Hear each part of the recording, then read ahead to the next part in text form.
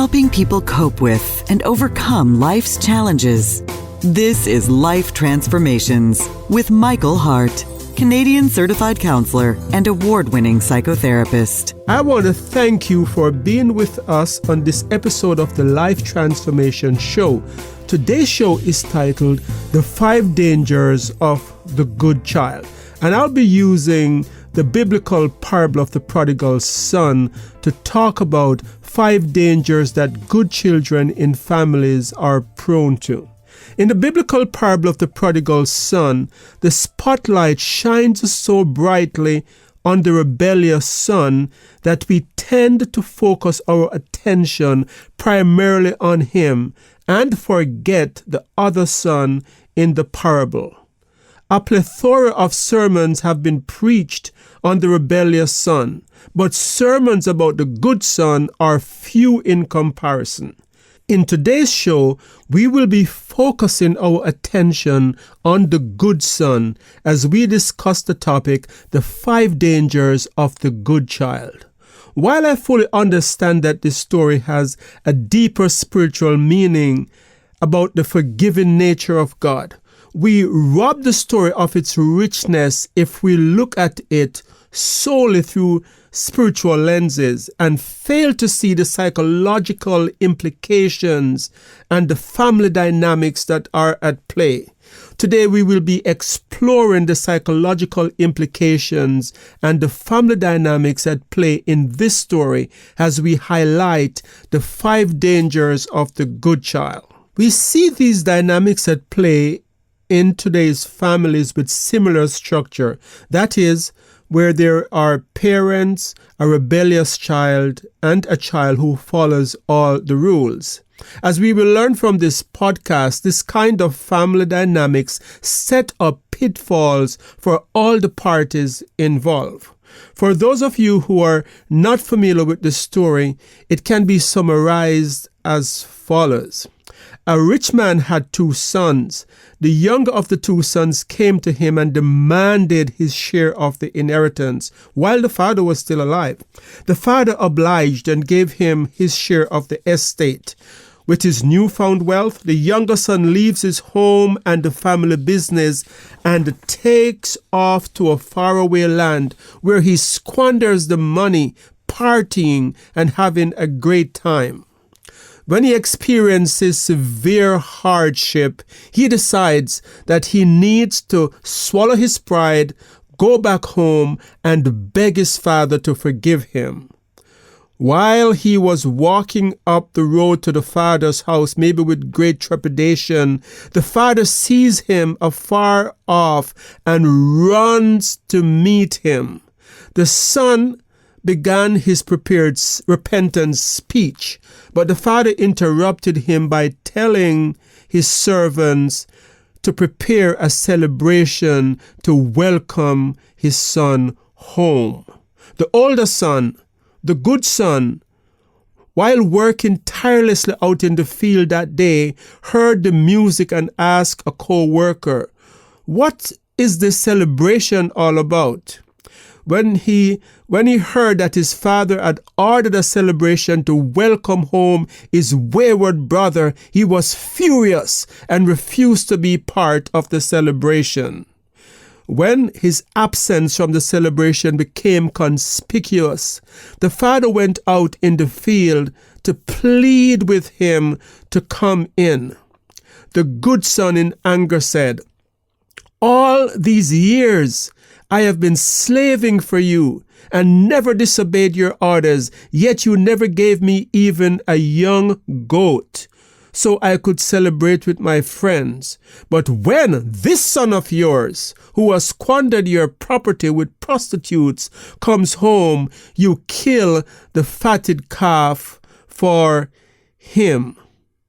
"My son," the father said, "you're always with me, and everything I have is yours. But we had to celebrate and be glad because this brother of yours was dead and is alive again. He was lost and is found." So, okay, let me just say a few things here. Like if we notice the anger of the good child, the good son, in this case. He's angry at his brother, and he's calling his brother this son of yours in speaking to the father. By the way, this parable is found in Luke 15 if you want to look it up and read it through for yourself. So Luke 15 is where I am summarizing from. So the son calls his brother this son of yours, and the father, in replying to him, uses the phrase this brother of yours. So in other words, there is a reconciliation that the father is trying to bring about by his words, by saying this brother is not just my son, he's your brother. But that good son is now so angry that he's referring to him as this son of yours. What I find fascinating from this story also is that this older brother, this good son, had an idea of what his brother was doing while he was in a faraway land, because he said to his father that he had wasted his money on prostitutes. I don't know how he knew that. Maybe he was following his Facebook account and saw what he was doing and, was really angered at the way he was living. So let me just say here, before any of you call me to let me know that Facebook didn't exist in biblical time, it's just a joke, okay? I know Facebook didn't exist, but somehow he knew what his brother was doing, and maybe this made him even more angry when his brother came home because he had wasted his money, he was living the sinful life, and the good child is angry. The story ends here without resolution. It ends at the place where the father says, this brother of yours was dead and is now alive. He was lost and is found. The story ends. The writer, Luke, doesn't tell us if the good son eventually attended the celebration. And I think in telling the parable this way, we are left to fill in the blanks for ourselves. Also, what we notice from this story is that we are not given any preliminary information about the rebellious son. We are introduced to him in the story at the point where he is already rebellious and asking for his share of the inheritance. So we don't know how he came to be rebellious, how long he has been rebellious. He's introduced in a state of rebellion. Similarly, our introduction to the good son is him being upset over what is considered unfair treatment by the father. The writer of the story, Luke, does not tell us how long the older son has exhibited this feeling of unfairness, or how long the younger son was rebellious. They are introduced in those states when the story begins. Now, as a psychotherapist who has seen this kind of dynamics hundreds of times over the years, I know that the rebellious child starts being rebellious in childhood. And the good child has this sense of being treated unfairly as far back as they can remember.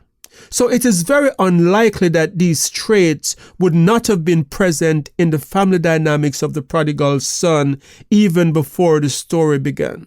Maybe this was not the first time the rebellious son went astray.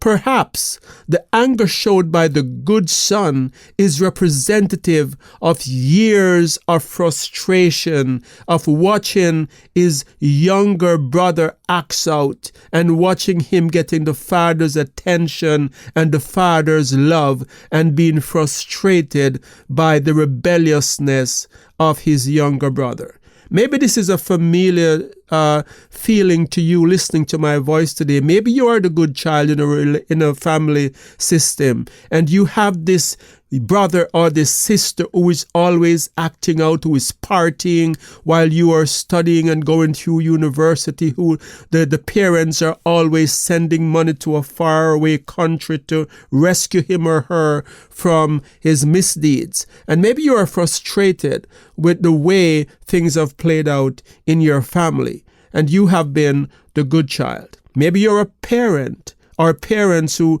are listening to this show together, and you're saying, that family system sounds like us. We have this good child who does her homework, who follows all the rule, but that little Johnny is always getting into trouble. We're getting calls from the teachers, and things are just not going well.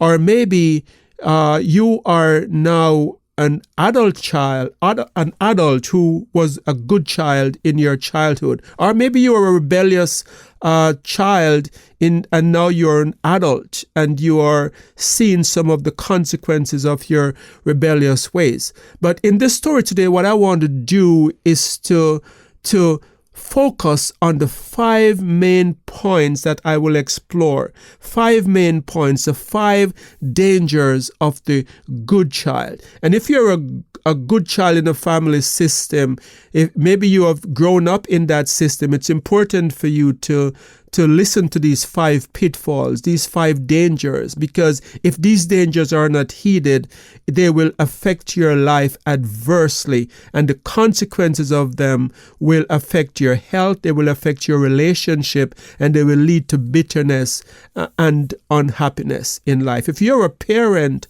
or your parents listening to this show today and you're raising children, it's important for you to listen to this show today, because we are going to be talking about some of the dangers that the good child can find themselves in. And so maybe there will be some points here that you will want to make note of, so you can try to make sure that this doesn't occur in your family. Next week's show is going to be a show primarily for parents, where we are going to be talking about things that parents can do to prevent these kind of pitfalls from occurring in their family. So here is the first main point that I wanted to stress today.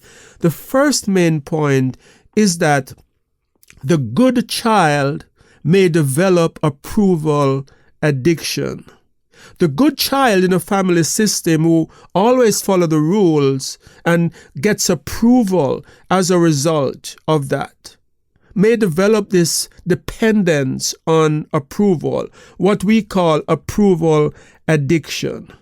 Let's look at the story of the prodigal son, for example. His oldest son may be stuck in this family business, not because he likes it, not because it is his passion to work in the family business, which sounds like it was some kind of farm. He was out in the field working. And he says that in the story, he said he has slaved himself for the father. So in other words, he's working tirelessly day after day. And he may be doing this not so much because he enjoys it, because he's fulfilled by it, but because he's working for the approval of the Father. He's addicted to approval. And people who are addicted to approval, just as similar to how people are addicted to drugs, no amount of approval will ever satisfy. In the same way that drug addicts, they will use drug time after time, because the problem is not the drug. The problem is not the work that this son is doing. The problem is an emotional need that he's trying to satisfy. So one of the ways that this develops in family system is that early in childhood, the son does something and the father goes, "Oh, I love you. That is so good. Look at my son. I love you so much. Look at what you have done." And that kind of praise sets up the child to feel that the love of the father is conditional, that the love is dependent on their action. We'll talk about this in more detail next week. But there are times when how we praise children, we create this approval addiction where they go through life seeking the father's approval. But not only that, this extends to the workplace where they become people pleasers in the workplace, and they're striving to have the approval of the boss. And some of these good children, they find themselves in dead-end jobs where they might be getting a good pay, but they're not happy, and they want to leave, but they will not leave, not because they can't find another job, but because they do not want to disappoint the boss or the owner of the company. They are so addicted to pleasing others that they are not thinking about their own needs. So it is important to realize this tendency. If you're a good child, are you addicted to approval? Have you become a people pleaser? Are you still striving to get your dad's approval? And no amount of approval is good enough for you. If this is the case, then I think this is a warning sign that something is broken, and working is not going to fix it. It's an emotional need. Michael will be right back. You have been listening to the Life Transformation Show, where award-winning psychotherapist Michael Hart of Elim Counselling Services has been using the story of the prodigal son to talk about the 5 dangers of the good child. You can find out more about us at elimcounselingministry.com, where you can also make a donation to this Christ-centered ministry. Your donations help us to stay on the air and to provide subsidized counseling to those who can't afford it. Back to Michael. The second danger of the good child is that the good child may become poor at handling conflict. So let's notice the older son in this parable. He's out in the field and he's pouting. We are told in the parable that the father had to go out to him. He refused like a pouting child to come to the party. Whereas the youngest son who rebelled and who went away, he made a decision to come back to the father. So this rebellious son is doing some things right, where we find that the good son is stuck out in the field pouting. He's unhappy. He is angry over the fact that the party's been thrown for his returning rebellious brother. But he's not emotionally healthy enough to come in and to have a discussion with the father.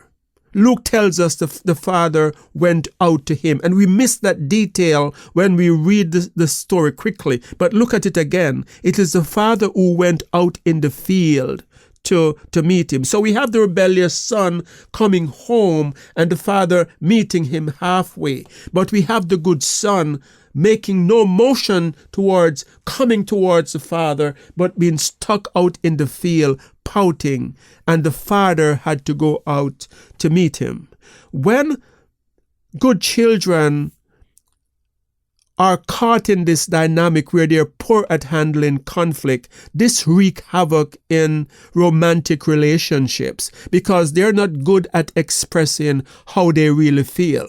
They're so polite and so good at following the rules that even when they're hurting, they will not take the initiative. They do not have the assertiveness to address their concerns.